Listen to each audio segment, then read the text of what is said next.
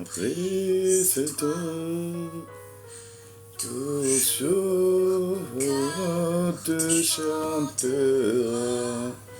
car tu délivres chaque fois que je peux, je m'appuie sur toi.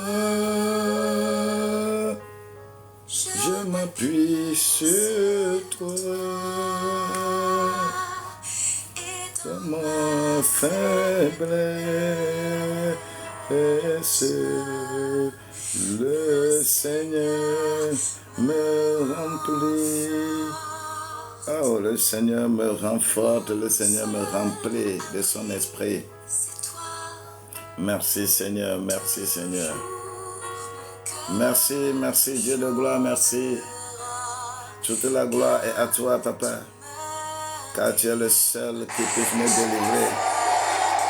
En toutes circonstances, tu es le seul, l'unique.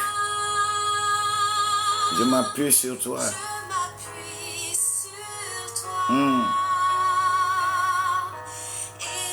Ma faiblesse,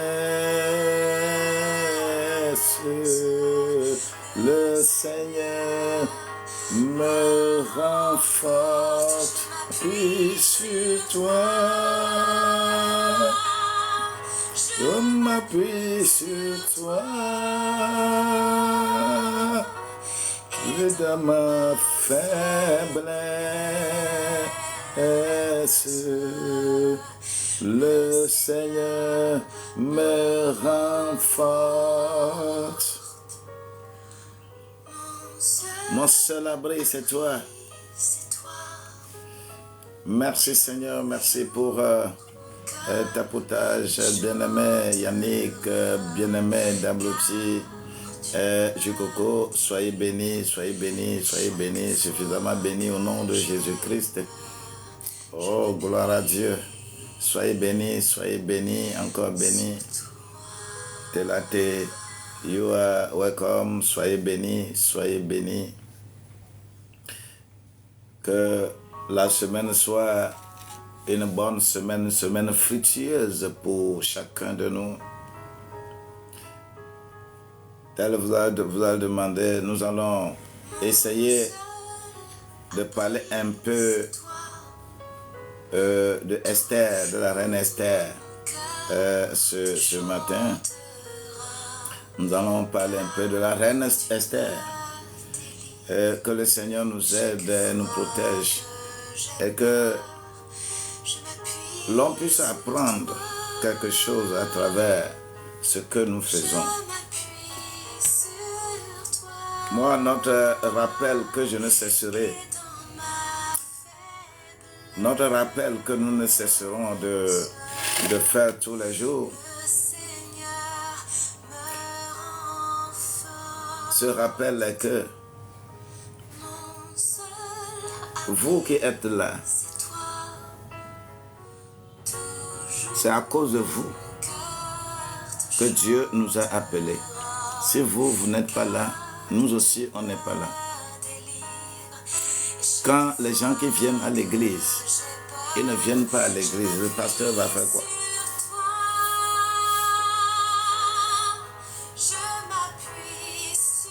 C'est à cause de vous. Ce n'est pas à cause de vos biens. Ce n'est pas à cause de votre argent, ce n'est pas à cause de votre voiture, ce n'est pas à cause de votre affaire, ce n'est pas à cause de quoi que ce soit, mais c'est à cause de vous. C'est-à-dire votre vie importe plus que ce que vous avez. Ce que l'on possède sur cette terre en tant que bien, en tant que argent, je l'appelle l'argent, la monnaie. L'argent, la monnaie. Ça ne veut rien dire.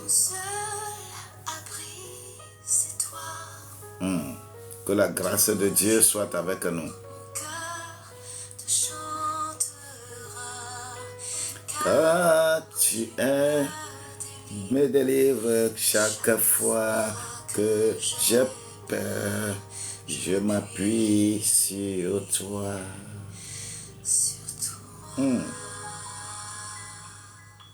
Mon seul abri, c'est toi. Les kabababo kamakataya. Lende ha ike ya kaloli albasoli amaka. Les broscuri and the lenchi keteri and alama. Mantababoro bokuria. Father, we worship your precious name. Papa, je demande encore ce matin, Papa, mon seul abri, c'est toi. Toujours mon cœur te chantera, car tu me délivres. Chaque fois que j'ai peur, je m'appuie sur toi. Aïe, aïe, aïe. Je m'appuie sur toi et dans ma faiblesse,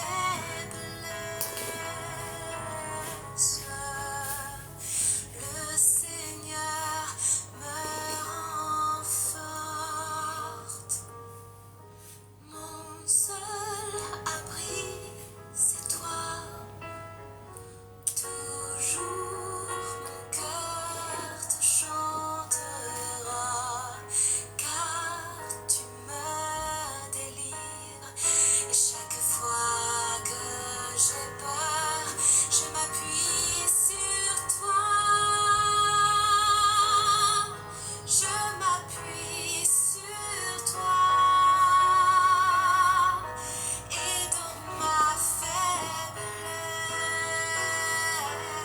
faiblesse, le Seigneur me rend forte. Je m'appuie sur toi.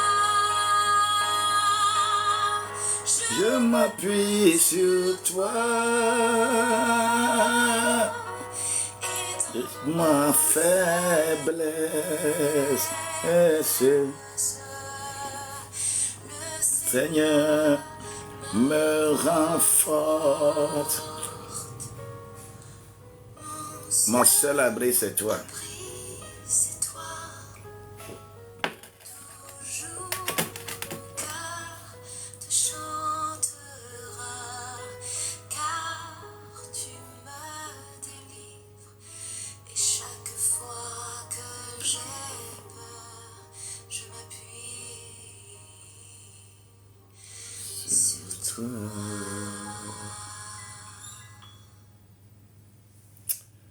Aïe, aïe, aïe.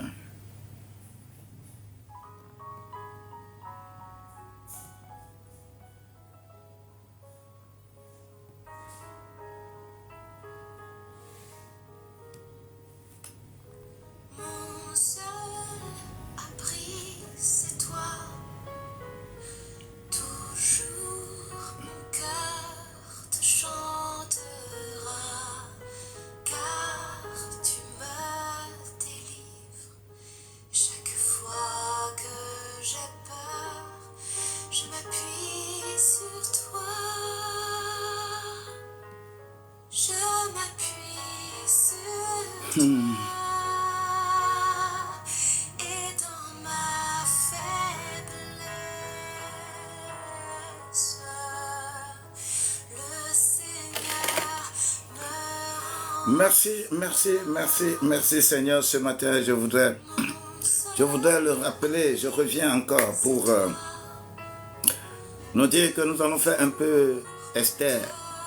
Nous allons voir un peu la situation de Esther, la reine Esther. chaque fois que j'ai Que quelqu'un dise reine Esther, sur toi. reine Esther. Je m'appuie sur Esther était cette fille orpheline qui ma faiblesse, s'appelait Hadassah. Oh, gloire à Dieu. Et avec puis sur toi. cette petite plage d'air que nous allons occuper en ce moment,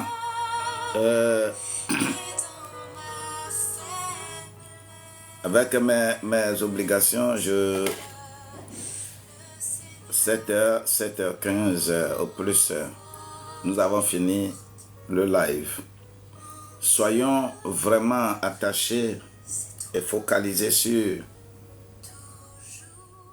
ce que nous avons fait en ce début de semaine. Que le Seigneur soit avec nous et qu'il nous donne encore plus de privilèges. Le privilège, c'est que nos oreilles soient tranchantes.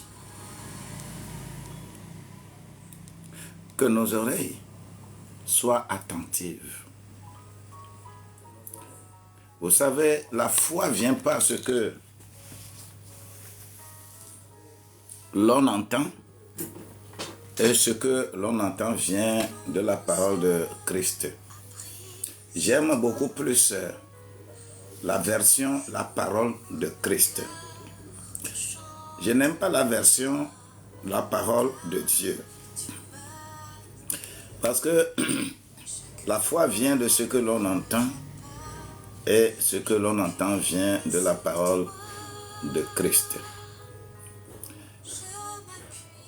La parole de Dieu, c'est le Logos. La parole de Christ, c'est sa compréhension et son inspiration, sa valeur que nous avons en nous. Et c'est ça qui donne la valeur réelle à ta personne qui veut bien adorer Dieu. Sans la connotation, la parole de Christ,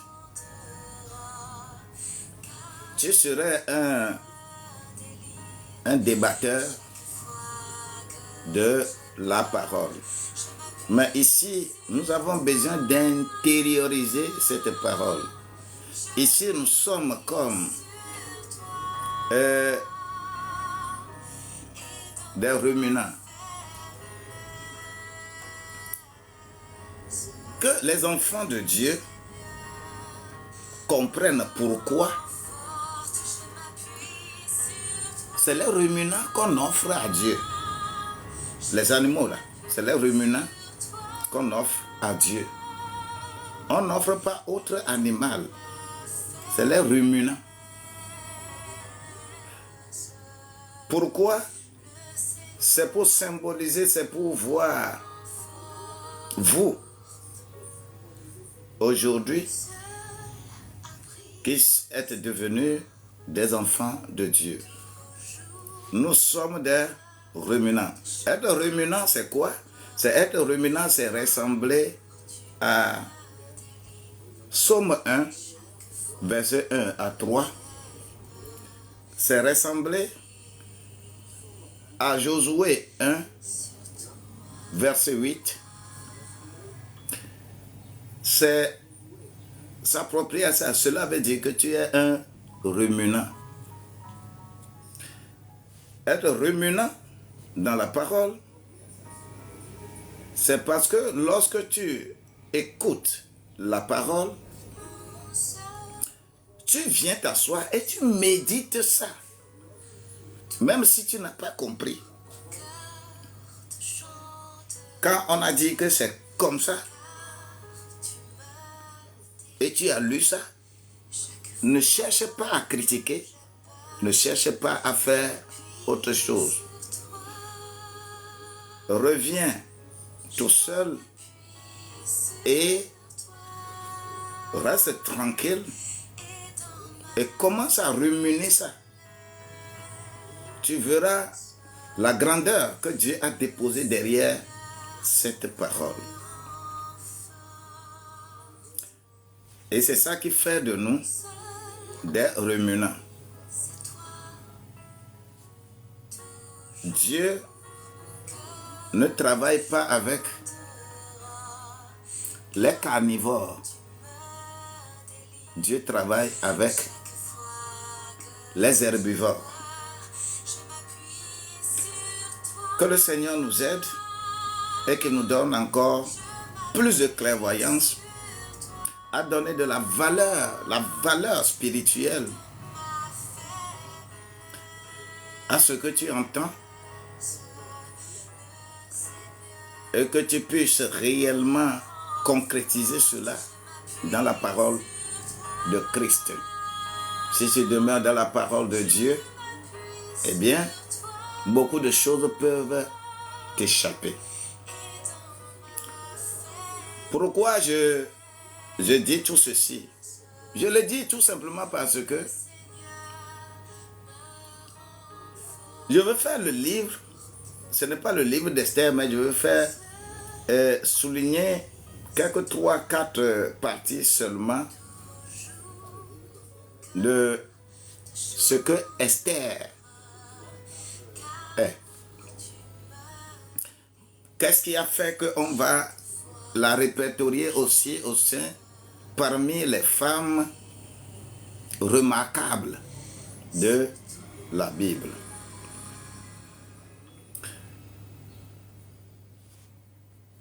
Écoute.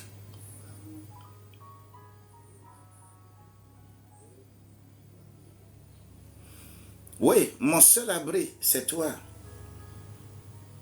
Car tu me délivres. Chaque fois que j'ai peur, je m'appuie sur toi. Car tu me délivres. Mon cœur doit te chanter tout le temps. Je prie, je remets entre tes mains tous tes enfants qui sont ici, qui tapotent et qui ont leur cœur attaché à ce que nous sommes en train de faire. Papa, que les pensées qui sont infectées, je les désinfecte au nom de Jésus-Christ. Et je déclare que celui qui est, celui qui était et celui qui sera, celui qui ne meurt jamais, mais qu'il est toujours vivant, qu'on appelle Jésus-Christ, le Christ s'empare de notre tête, de notre corps entier, de notre esprit, de notre âme et de notre corps, pour comprendre ce que l'Esprit dit au nom de Jésus-Christ. Que quelqu'un me dise Amen. Esther, c'est qui Esther? C'est qui Esther?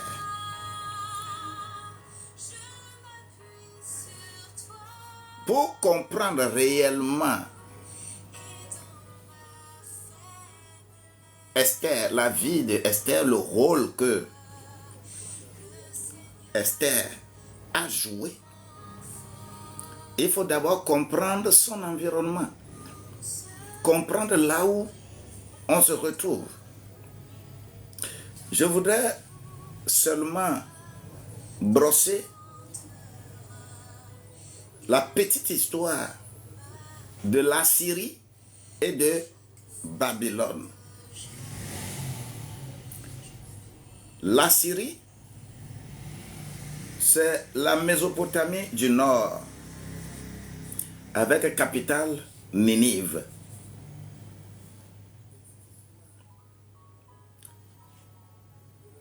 Qui avait été la deuxième puissance mondiale. Puisque la première puissance mondiale, c'était l'Égypte. C'est l'Égypte qui était la première puissance mondiale. Comme aujourd'hui, les États-Unis, on dit que c'est la première puissance mondiale. La première puissance mondiale dans ce monde, c'était l'Égypte. Et toutes les civilisations viennent de l'Égypte. Pour que l'Égypte ne devienne la première puissance mondiale, il fallait que l'Égypte prenne en captivité Israël. Nous connaissons déjà cette histoire.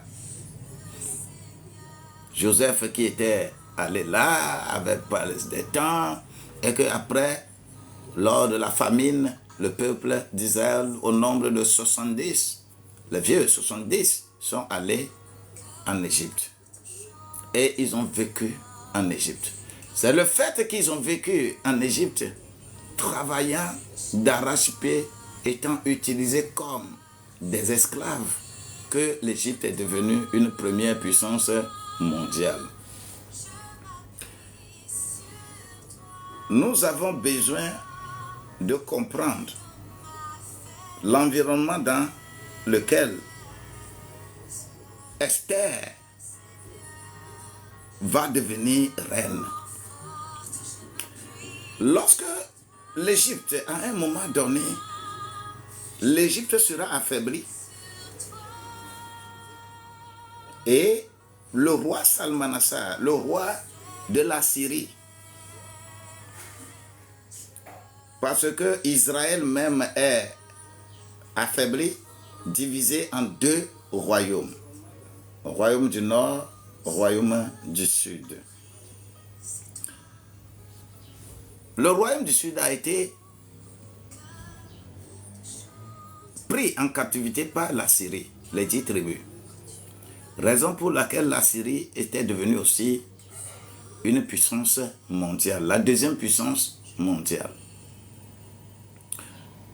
Maintenant, au temps de Nebuchadnezzar, qui est de Babylone, c'est-à-dire la Syrie du Sud,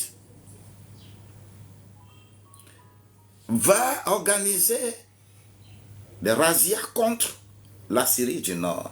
Donc, ils vont détrôner la Syrie du Nord et ramener tout, la puissance, à Babylone. C'est un peu l'histoire. Et les Babyloniens, lorsqu'on parle de la Syrie, c'est, disons,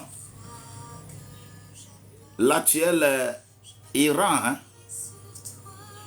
L'Iran dont le roi ou le président a eu cet accident la semaine dernière, par hélicoptère, où les gens étaient morts.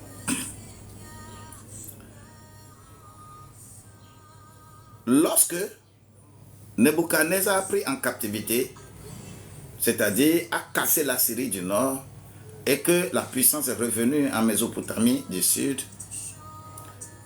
le règne de Babylone va être plus étendu. Et Babylone, Nebuchadnezzar régnait de l'Inde jusqu'en Éthiopie, avec 127 provinces. C'était vraiment, véritablement une puissance mondiale. Il contrôlait tout. Et pour mieux contrôler, il fallait prendre en captivité Israël. Là, il ne restait que les deux tribus. Les deux tribus qu'on appelle Juda et Benjamin, pour ramener à Babylone. Et c'est de ces deux tribus que nous allons voir l'histoire d'Esther, de Mardochée, de Shadrach, Meshach, Abednego, de Daniel, ainsi de suite. C'est parmi ces deux tribus-là qui ont gardé la foi en ce Dieu, qui respectait Dieu comme cela se doit. Et c'est parmi les déportés de ces deux tribus-là à Babylone qu'il va y avoir des enfants qui vont émerger. Parmi ces enfants, on a Esther. Oh, alléluia. Au moment où c'est difficile, on appelle là-bas, c'est le roi les Perses. Les Perses et les Mèdes, les Perses et les Mèdes sont durs. Et le roi Nebuchadnezzar va passer. Les rois vont passer, mais on va arriver, je ne vais pas faire la chronologie de ces rois, mais au temps du roi Assuérus, le roi Assuérus, si je veux bien en parler, le roi Mais quand vous lisez dans Daniel au chapitre 9, verset 1. Daniel au chapitre 9, verset 1. Quand je prends ce verset, nous allons comprendre que Osiris, il est Mède. Il est quoi? C'est un fils vaillant de Syrax. Et cet empire assyrien a été détruit grâce à leur effort. Et Ninive n'a plus le rayonnement que cela doit avoir. Daniel au chapitre 9, verset 1. Je vais lire ce verset-là d'abord.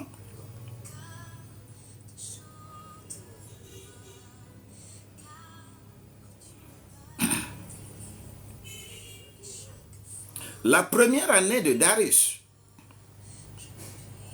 fils d'Asiris, et de la race des Mèdes, qu'elle était devenue roi du royaume des Chaldéens. Au temps d'Asiris, que Esther va avancer, et l'histoire de Miss qui va être créée pour que Esther soit, Hadassah, soit la Miss élue. Le temps a passé. Là où on va arrêter la reconstruction de Jérusalem. Parce qu'avant que Darius ne vienne au trône, il y avait déjà Osiris qui est passé.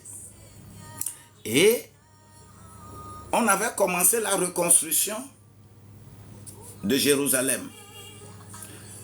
Mais avec les comméreurs,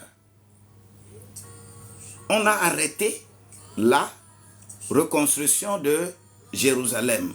Quand les Esther, les Zorobabel, les Esdras avaient commencé cette œuvre et que le roi les avait laissés aller, Cyrus les avait laissés aller construire le temple et construire la clôture de Jérusalem. Les détracteurs comme les Sanballat, les Tobija, les Gashmu étaient à l'œuvre. Et ils continuaient leurs œuvres jusqu'à ce que Cyrus ne soit plus là. Raison pour laquelle, quand Darius, Osiris, était roi, Esther, elle autre, était devenue déjà la reine. Et quand Darius sera là, on va rappeler toutes ces histoires-là. 6 ans, 5 ans, 6 ans, on a arrêté la reconstruction des murs. Et on arrête là et on veut exterminer le peuple d'Israël parce que ils se forment, c'est comme ils ont formé une base arrière. C'est comme le fait d'être solidaire, adorant correctement leur Dieu à Babylone, que on puisse avoir cette situation de reconstruction des murs de Jérusalem. Vous voyez un peu. C'est dans ces conditions qu'il fallait maintenant exterminer le peuple d'Israël à Babylone, à Suse, dans la Mésopotamie du Sud, pour que la reconstruction ne continue pas. Et le roi était très regardant dans cette situation pour que le peuple d'Israël n'émerge pas. Quelles que soient les difficultés, quelles que soient les conditions qui sont créées autour de toi, toi tu dois émerger. quelle que soit la difficulté qui sera là, toi, tu seras émergé. C'est dans ces conditions de difficulté que le roi a besoin de femmes. Et on sait que ce pays-là, Assyrie, ne blague pas. Les rois perses et mèdes ne blaguent pas. Les tests, les décrets du roi n'admettent pas le contraire. Quand on dit que toi tu vas mourir, là, tu mourras. Raison pour laquelle dans le livre d'Esther, c'est difficile pour ceux qui ont canonifié la Bible, ça a été difficile pour eux d'accepter le livre d'Esther comme étant un livre saint, un livre de Dieu. On allait rejeter ce livre-là parce que lorsque tu parcours tout le livre, il n'y a pas le nom de Dieu dedans. Dans le livre d'Esther, Dieu, et que Dieu a fait ceci, Dieu a fait que, il n'y a pas le nom de Dieu dedans. Les Israélites qui priaient Dieu, qui invoquaient Dieu, en ce temps-là, ils le faisaient avec prudence. Ils ne se mettaient pas à la place publique pour dire que Dieu est ceci, Dieu est cela. Non, ils ne le faisaient pas. Parce que si tu ne sais pas, tu le fais, tu vas avoir beaucoup de problèmes. Raison pour laquelle il faut tracasser ce peuple juif pour qu'on ne parle vraiment plus de Dieu, mais qu'on parle du roi, que ce soit Nebuchadnezzar, que ce soit Cyrus, que ce soit Darius, que ce soit Artaxerxès, que ce soit Xerxès, que ce soit tous ces rois-là, il faut les vénérer comme Dieu. Le nom de Dieu n'est pas dans le livre d'Esther. Mais ce livre est puissamment inspiré par Dieu. Et pour ne pas appeler le nom de Dieu, il faut chercher une nouvelle femme. Et c'est dans ce contexte que on a organisé ce qu'on appelle Miss et que Esther va devenir reine. Dites-moi, dans ces conditions où tu deviens reine dans une maison, tu deviens reine dans une maison, tu deviens épouse dans une maison où on ne veut pas entendre parler de Dieu. Parce que vous êtes nombreux, hein? Vous êtes nombreux, surtout femmes, vous êtes nombreuses ici, que vous vous êtes mariés à un homme. À cet homme-là ne veut pas du tout que tu parles de Dieu dans sa maison. Cet homme est dans une secte, dans une loge que toi tu ne sais pas. Comme la plupart de nos filles, la plupart des femmes, quand quelqu'un veut les prendre en mariage, on ne regarde pas le côté moral de la personne. À 75-80% des femmes, des filles ne regardent pas le côté moral de l'homme, le côté de l'attachement de l'homme là à Dieu. Mais on regarde d'habitude, qu'est-ce que l'homme là peut me faire? Qu'est-ce que l'homme là, est-ce que l'homme là est capable de me soutenir, de m'entretenir? Est-ce que l'homme là est capable de pouvoir m'acheter brésilienne que j'achète comment l'appelle-t-on, à 500 €, à 600 €, cheveux que je mets sur ma tête? Est-ce que cet homme peut me faire ceci ou peut me faire cela?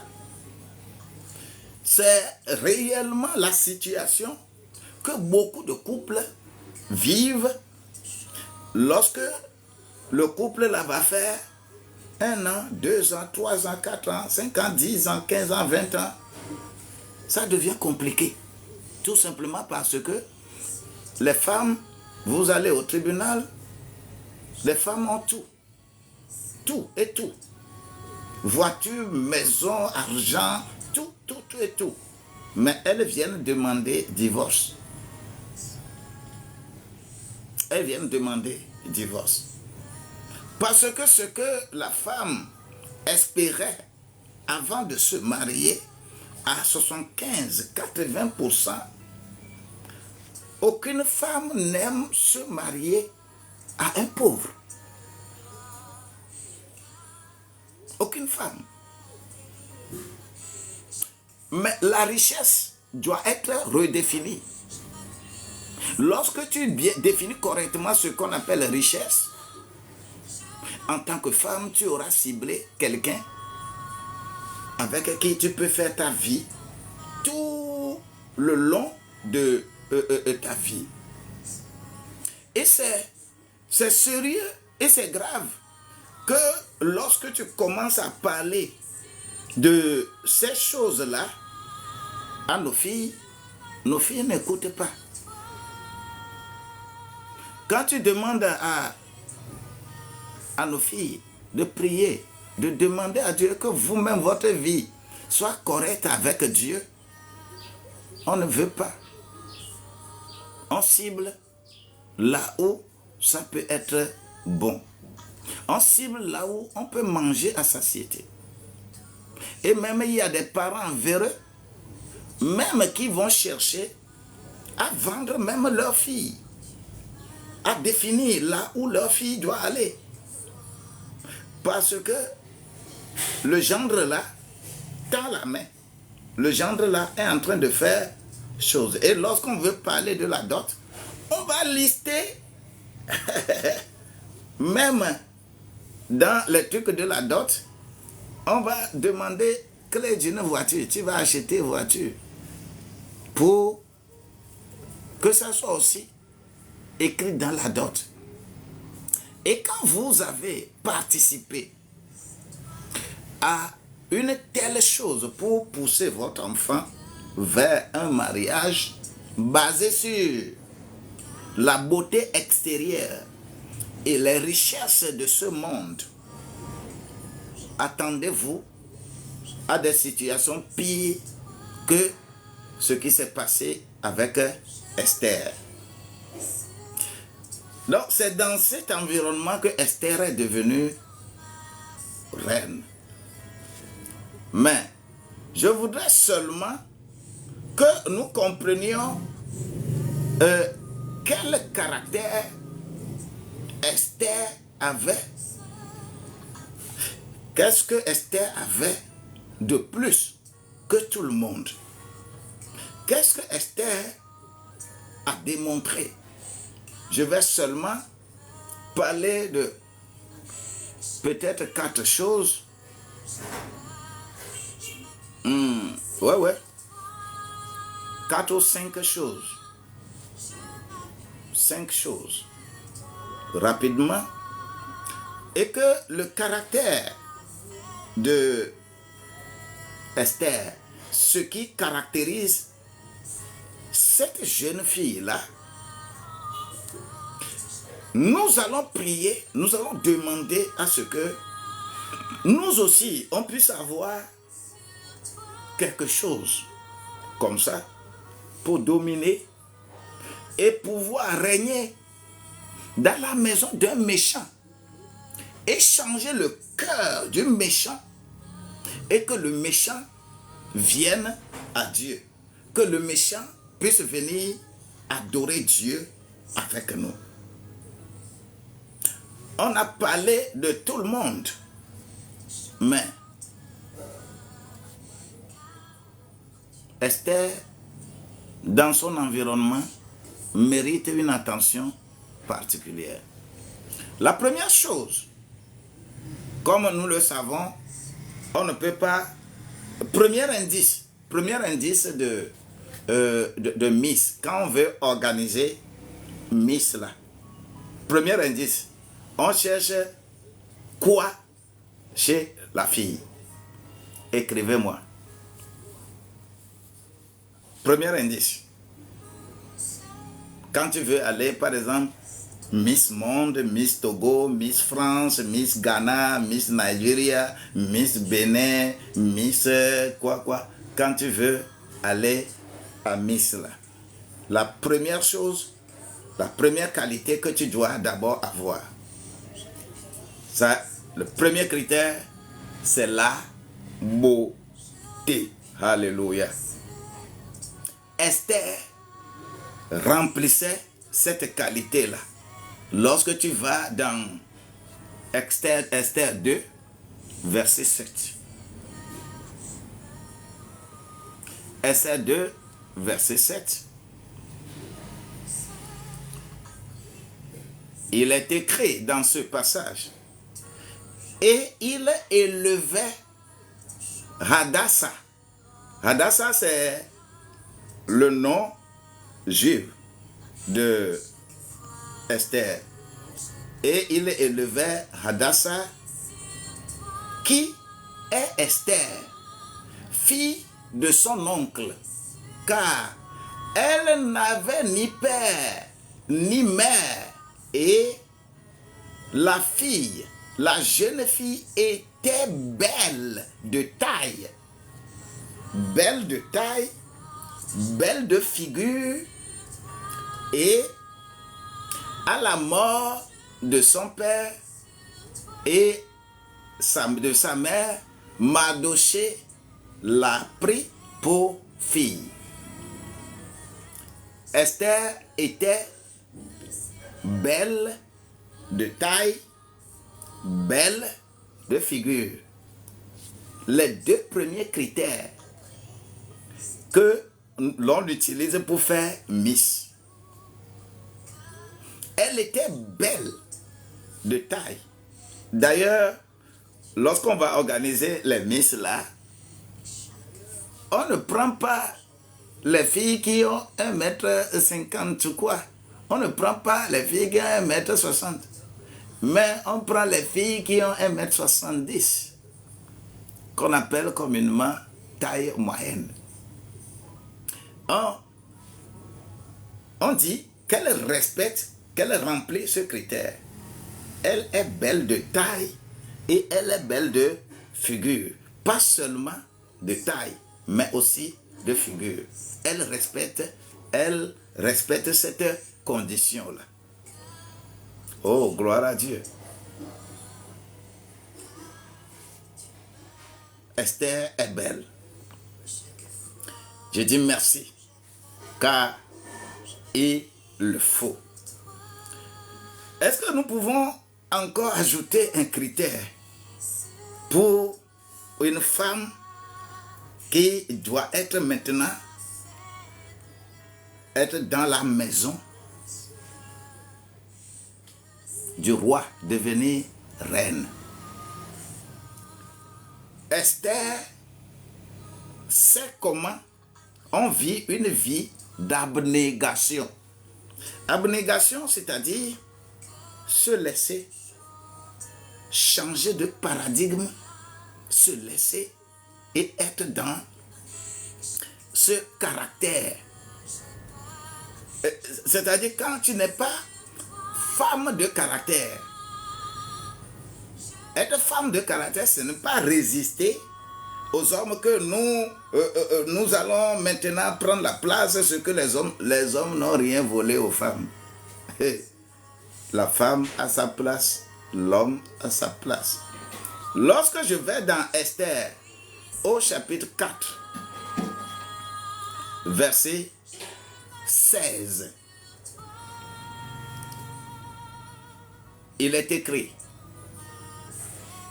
va, rassemble tous les Juifs qui se trouvent à Suse et jeûnez pour moi, et ne mangez ni ne buvez pendant 3 jours, ni la nuit, ni le jour. moi aussi et mes jeunes filles, nous jeûnerons de même. Et ainsi, j'entrerai vers le roi, ce qui n'est pas selon la loi, et si je péris, je périrai. Si je peux périr là, je périrai. Quelle décision d'abnégation, quelle décision de sacrifice. Lorsque le plan a été ficelé par Haman pour exterminer le peuple juif, il faut des gens dotés d'un caractère d'abnégation, de résistance, de constance dans la loi de Dieu pour que le peuple ne soit pas exterminé. Esther avait un caractère très bon qui permet de déclarer que moi aussi je vais jeûner. Alors que dans la maison là, c'est la maison de l'impie, là où elle est, on ne pouvait pas tolérer certaines choses. Elle est dans cette condition. Lorsque on est dans les conditions,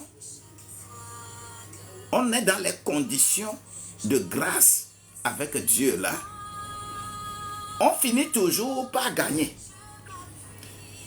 Esther ne considère plus sa personne.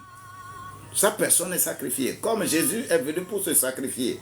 Comme Paul va dire même que vous là, vous m'attristez. Lorsque vous dites que je ne dois pas aller à Jérusalem et autres là, oui, vous m'attristez. Lorsque Jésus voulait aller et arriver à Jérusalem, Pierre s'opposait. Et les gens s'opposaient parce que sa vie va avoir une fin là-bas. Esther sait que dans la maison d'Assyrus, un roi perse, les décisions sont catégoriques. Il n'y a rien qui puisse te bloquer.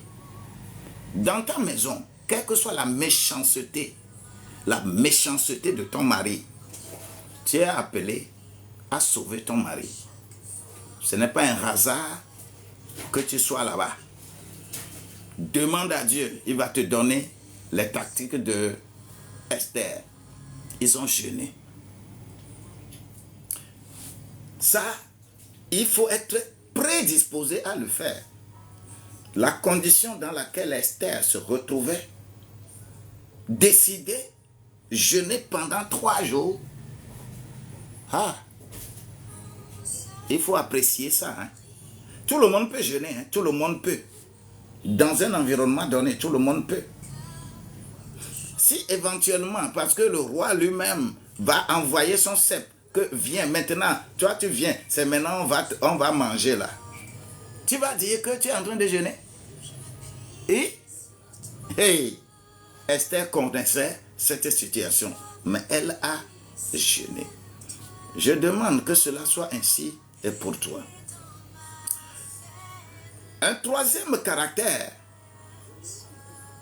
que je veux souligner ici, c'est-à-dire, première caractéristique, c'est la beauté. Deuxième, c'est l'abnégation. Troisième, Esther a le tact. C'est-à-dire, Dieu va te donner les talents nécessaires à développer pour convaincre, pour être sur cette ligne-là.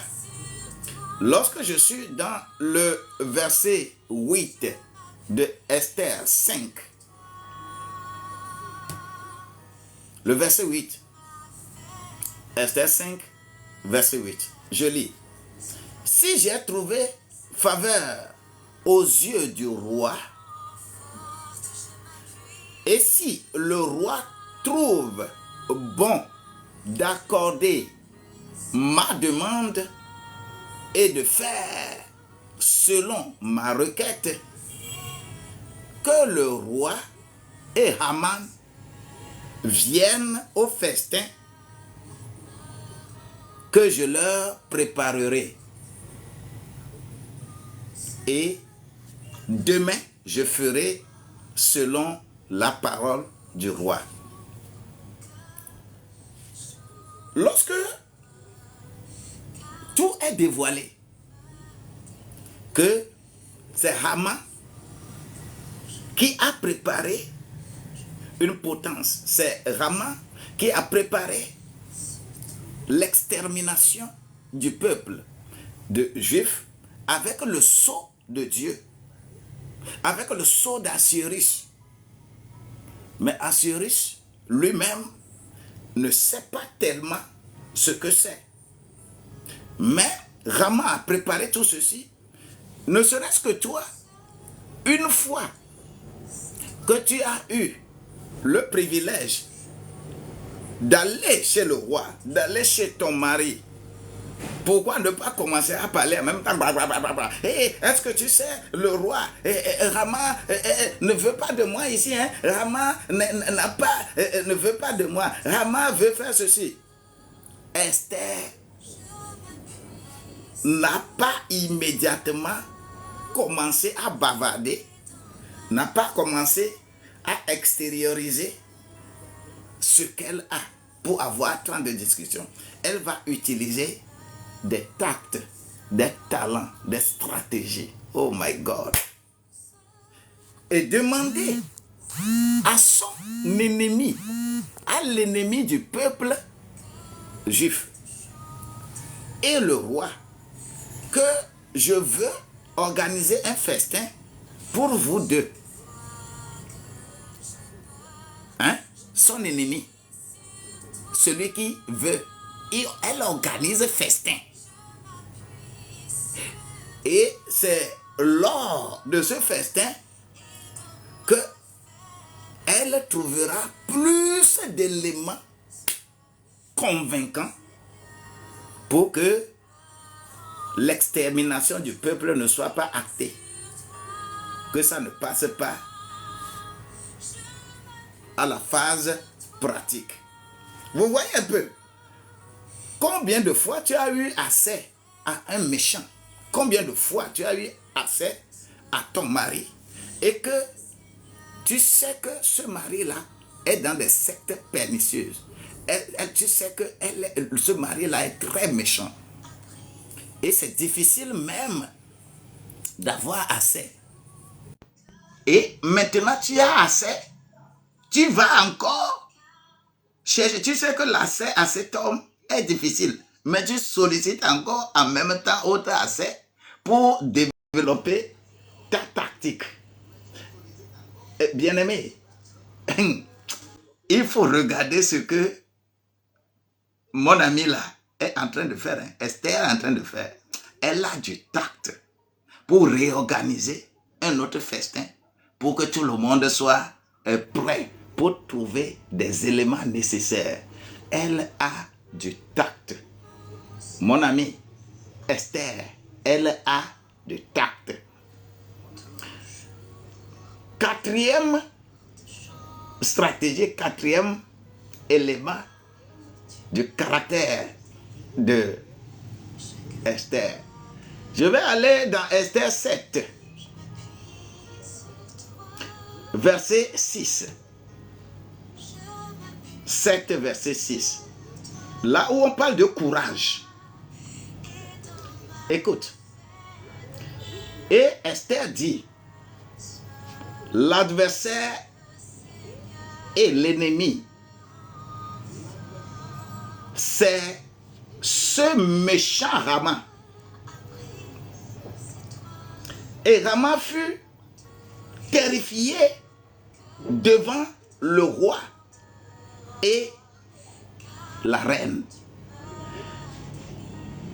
Esther a réuni tous les éléments nécessaires avant d'accuser Haman.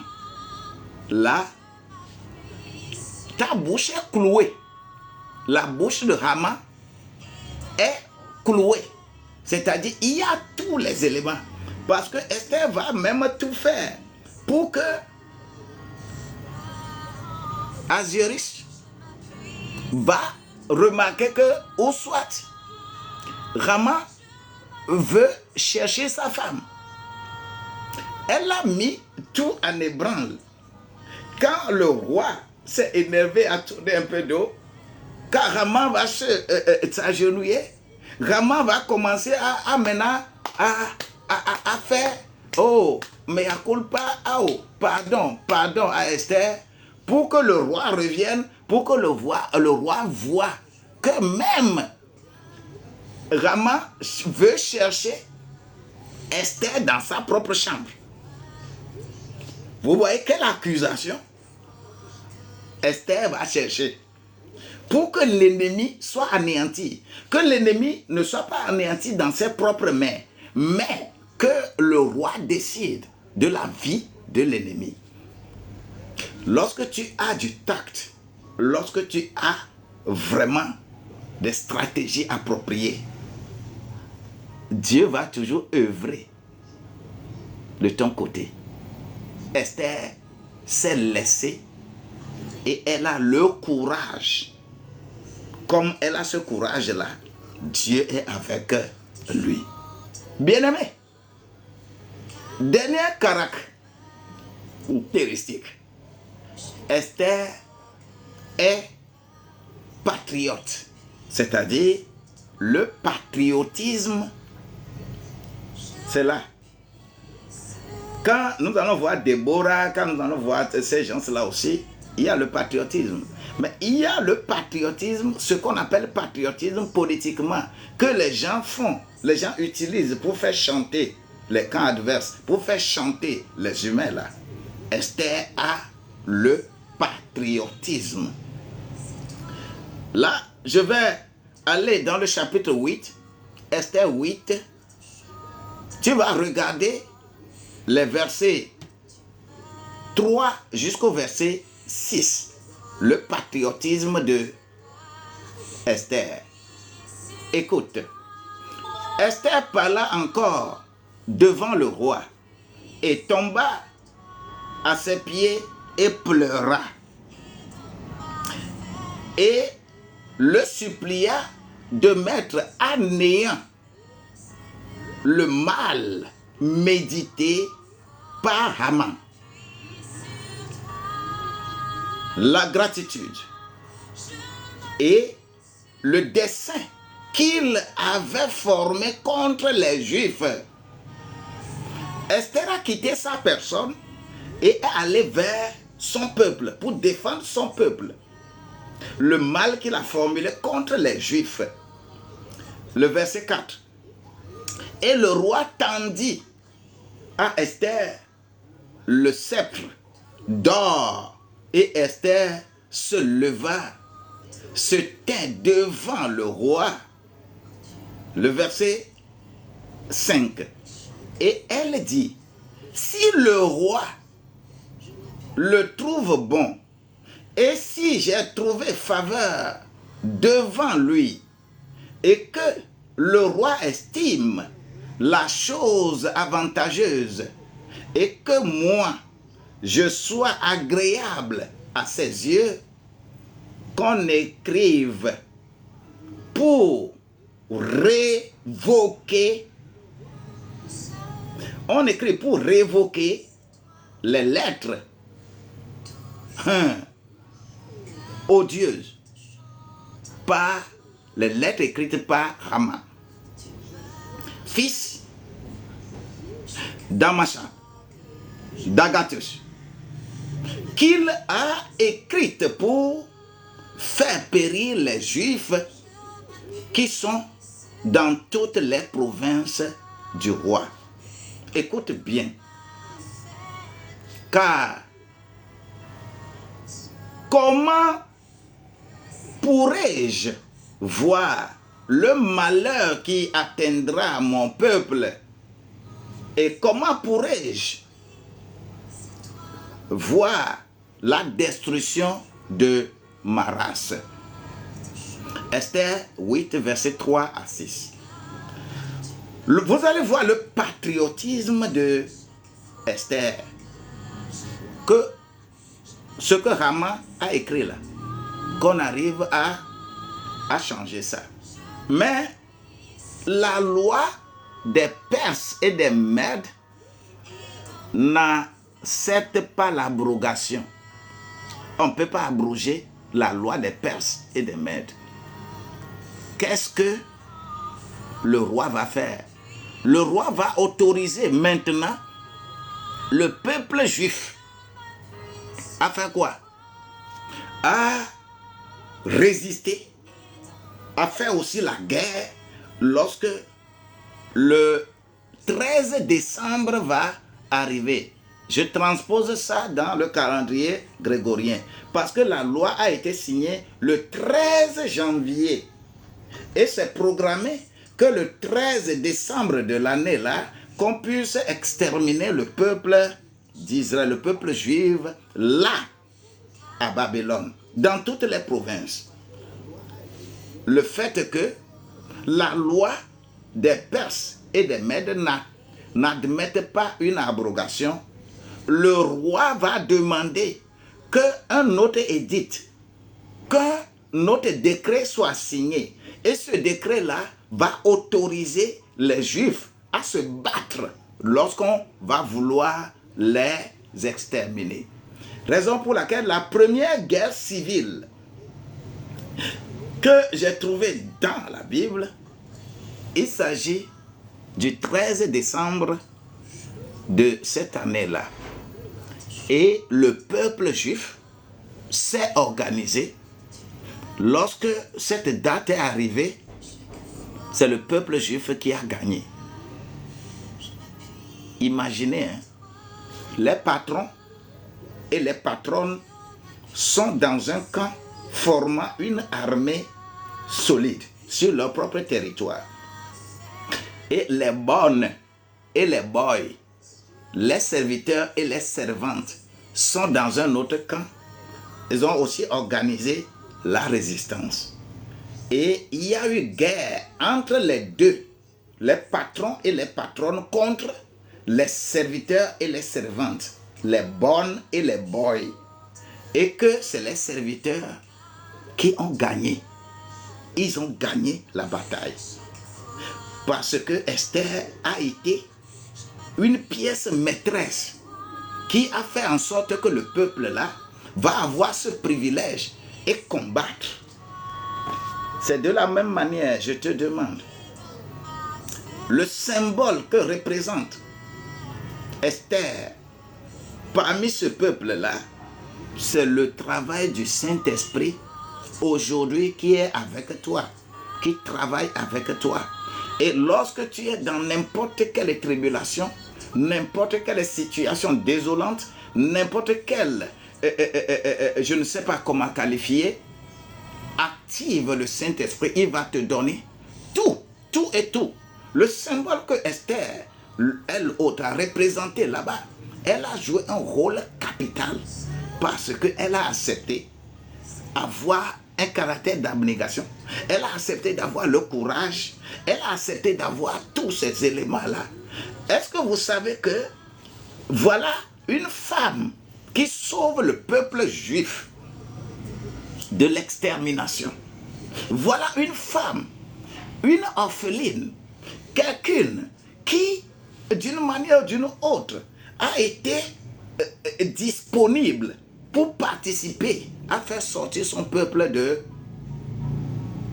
Lorsque nous travaillons le livre d'Esther, nous avons vu comment cela est capital. Que l'on soit patriote et qu'on change les conditions. Les bonnes et les boys ont gagné les patrons et les patronnes. C'est comme ça, ça va se passer chez toi. Je le déclare, que ta vie ne soit plus la même. Toutes tes forces en dessous, toutes tes forces qui règnent sur la terre là où tu es. Esther ne s'est pas mariée à un juif. Esther s'est mariée à un impie, à un méchant. Mais sa vie qu'elle a menée là-bas, sa vie a changé beaucoup de choses. Sa vie a changé la mentalité des gens là-bas. Sa vie a fait en sorte que le peuple juif a été sauvé. A été sauvé. Qu'est-ce que toi tu fais?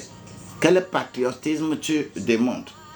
Je sais que tu es belle, mais aujourd'hui, beaucoup de nos filles ont dénaturé leur beauté.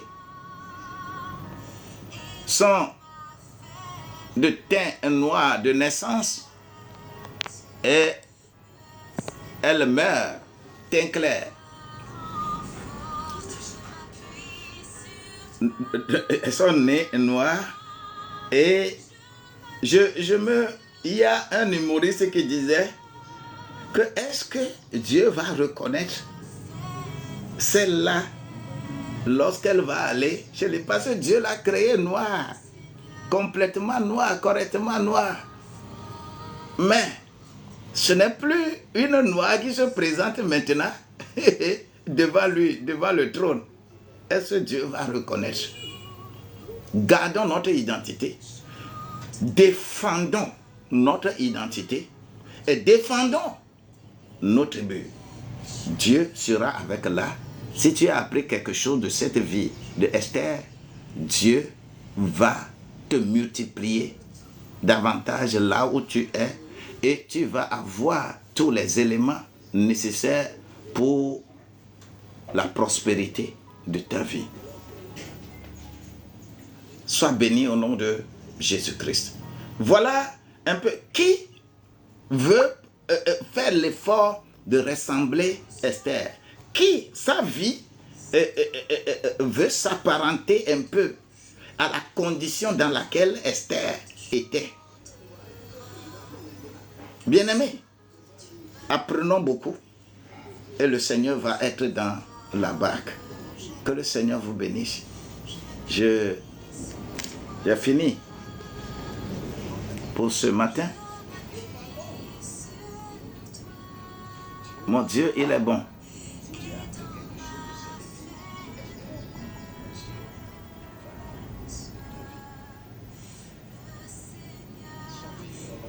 Que quelqu'un soit béni au nom de Jésus-Christ. Je prie que la grâce de Dieu vous soit plus renouvelée. Bien-aimé, Marcel soit béni, Martial soit béni, Belbio soit béni. Miracle, que ce miracle de Esther se produise dans ta vie au nom de Jésus-Christ. L'épouse du Seigneur, tu sois réellement épouse du Seigneur. Sois bénie au nom de Jésus-Christ. Marie, choquée, que le Seigneur soit avec toi. Chantal Coury, que le Seigneur te bénisse et qu'il te fortifie.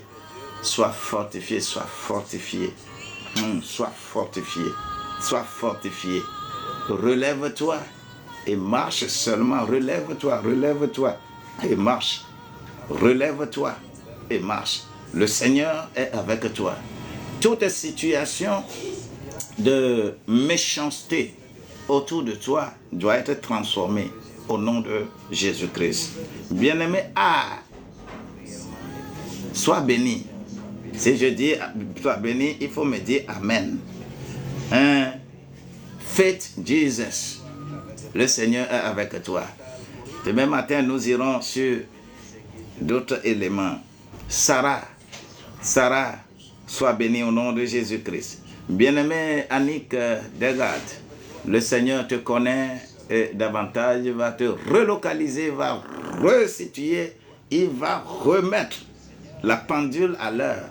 Là où la pendule n'est pas à l'heure, la pendule sera à l'heure. Au nom de Jésus-Christ. Je déclare pour Emma Obonon, que la grâce de Dieu soit avec toi, soit illuminée et inspirée au nom de Jésus-Christ. Je déclare pour le Yosa 67-18, quand vous avez des identifiants comme ça, quelquefois je demande de me recontacter, que je connaisse votre nom. Sois béni au nom de Jésus. Dabloti, Jukoko, le Seigneur te connaît, hein?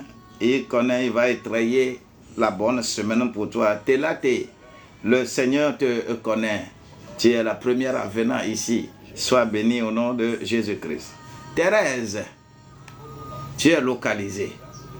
Ne pleure pas, mais sois constant. Tu as appris quelque chose de Esther. La vie d'Esther n'a qu'à édifier plusieurs. Je n'ai que le drapeau de la Côte d'Ivoire ici. Que le Seigneur te connaît, te localise là où tu es, au nom de Jésus-Christ. Mariette, le Seigneur est bon, il est bon pour nous et il sera bon pour nous, au nom de Jésus-Christ. Je prie maintenant, je demande à chacun de nous de s'humilier.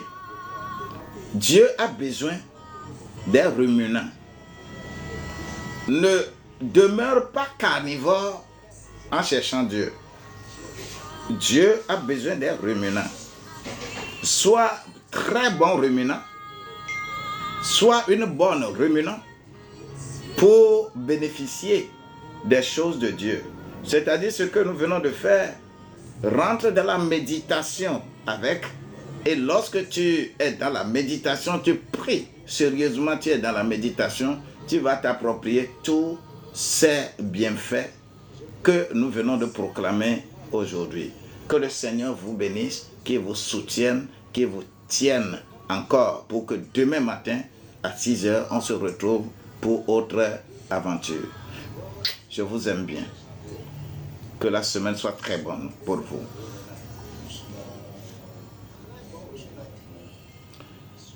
Alors, je vais destiner cette semaine-là rien qu'aux femmes.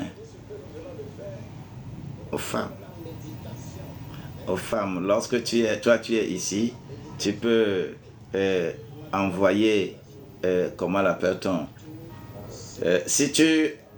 quelle femme tu aimerais, de quelle femme tu aimerais qu'on parle demain, tu peux m'inboxer, tu peux m'envoyer le nom de la femme et le rôle qu'elle a joué pour que toi aussi tu apprennes à être comme elle.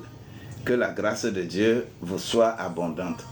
Mon numéro, vous pouvez me faire un message et nous sommes ensemble. Nous sommes ensemble. Moi aussi, je vais me lever pour vaquer à mes occupations. Voilà mon numéro à l'écran. Si toi, tu aimerais que demain, on parle d'une femme donnée, si tu aimerais qu'on parle de Jézabel. Jézabel est une femme remarquable aussi dans la Bible. Oui. Donc, on parlera de la femme que vous avez cherché à savoir. Soyez bénis, soyez bénis, soyez bénis. Je vous aime bien. Que la journée soit meilleure et meilleure. Ça, je te le dis. Faut pas crier avec. Que la journée te soit meilleure. Je te bénis de la bénédiction du ciel. Ok? Quand tu as pris cette bénédiction, ne va pas te coucher seulement avec. Avance et demande à Dieu d'utiliser comme il a utilisé Esther. Et ta maison sera meilleure.